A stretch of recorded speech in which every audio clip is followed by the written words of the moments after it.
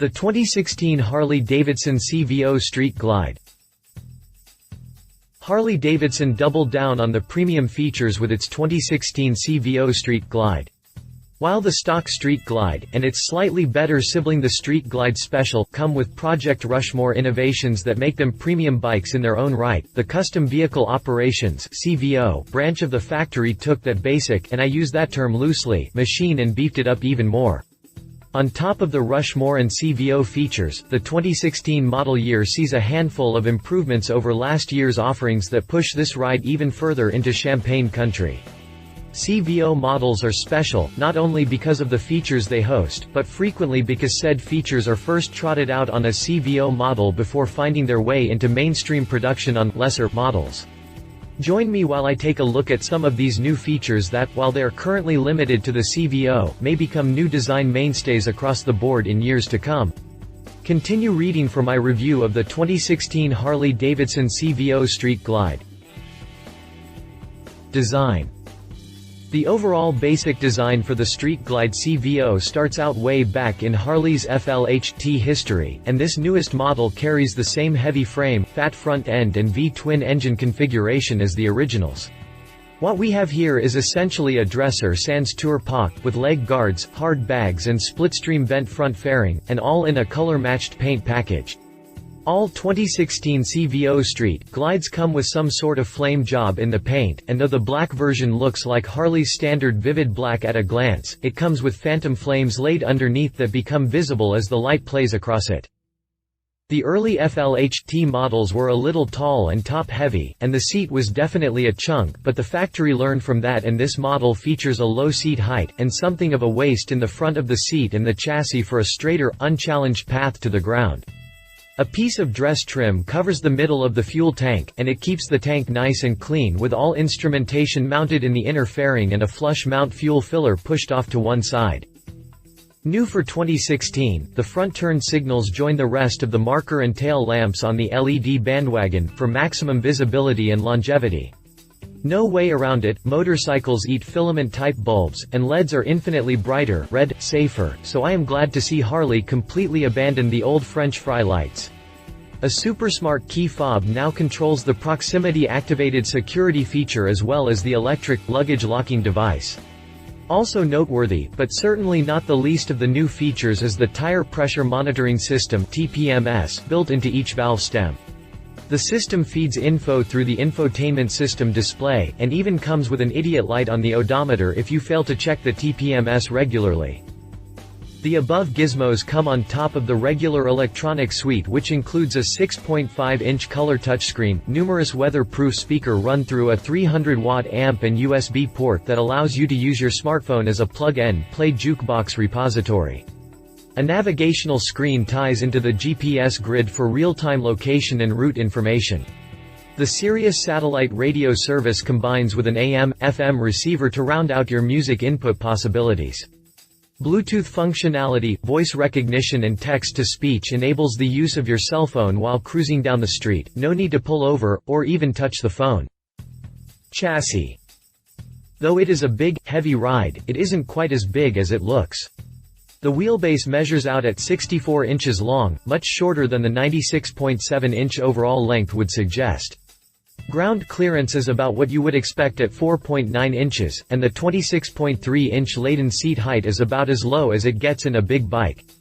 The steering head is set for 26 degrees of rake, which leaves the front end with a stable 6.7 inches of trail that should help the bike track well on the straights, though you may find it less than enthusiastic in the corners. Big, Brembo calipers bind the wheels with four 32mm pistons in each of the dual front and single rear brakes.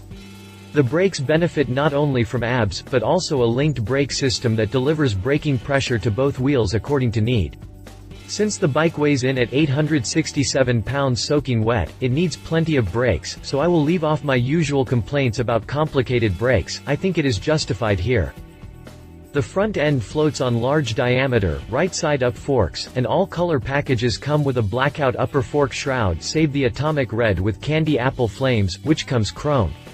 External, coil-over, air ride, emulsion shocks come nitrogen-charged to reduce oil foaming and shock fade, and allow for infinite, and infinitesimal, preload and ride adjustment. Mirror chrome aggressor wheels complete the rolling chassis with a bit of bling, and Dunlop multi-tread hoops make the critical connection between machine and pavement. Drivetrain.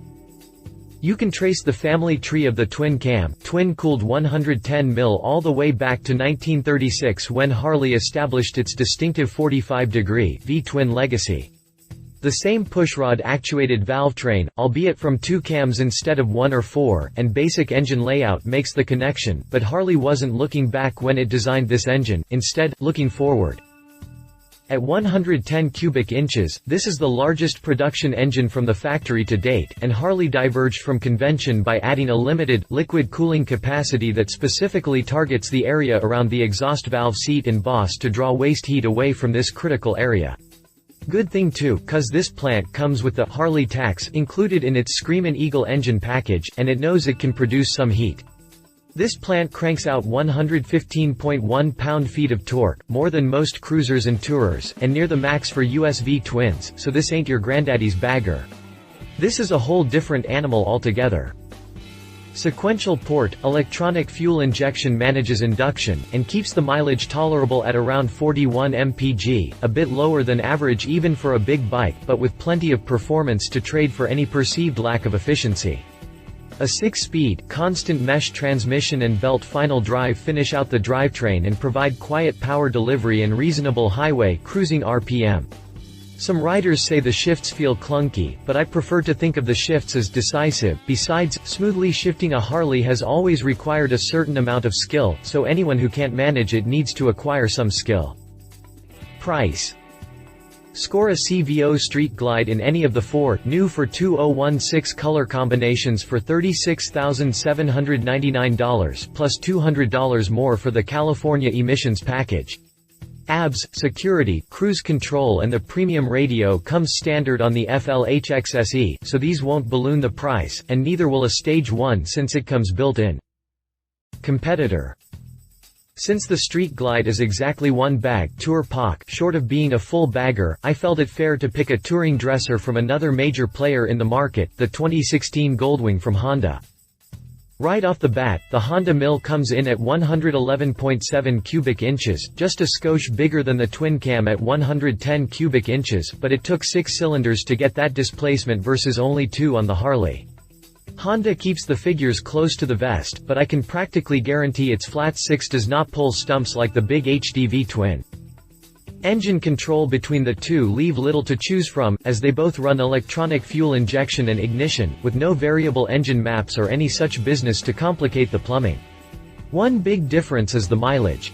HD comes in near the bottom of the range at 41 mpg, but the Honda only ekes out 35 mpg, and I have had midsize cars deliver better mileage in much greater comfort. The Goldwing gains an edge with, shall we say, riders with less than stellar lower body strength. It trades one of the forward gears for a 5-speed transmixer with electric reverse, a feature sure to endear itself to some riders. While the rake and trail on the HD leaves it set up for straight-line stability, the Honda comes with 29.15 degrees of rake and 4.3 inches of trail, which makes it shine in the corners. Even with its mass approaching half a ton, 900+ pounds wet, plus riders and cargo, Honda arranged the center of gravity to work with the rider rather than against him, her, it, the rider, and the steering geometry makes the Goldwing dive into the corners like a much lighter and sportier bike.